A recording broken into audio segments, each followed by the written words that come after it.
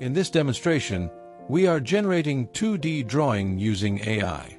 We click on the Auto Detection button. Instantly, the system detects the required detail views, generates the dimensions, and automatically places them on the drawing. With user interaction, the system learns and remembers the actions performed. When the user executes multiple actions simultaneously, the drawing is regenerated accordingly. Any redundant dimensions are identified and removed. Typically, draftsman spends 4 to 5 hours on average for creating fully dimensioned drawing. But with this tool, the process can be completed in minutes with up to 90% accuracy.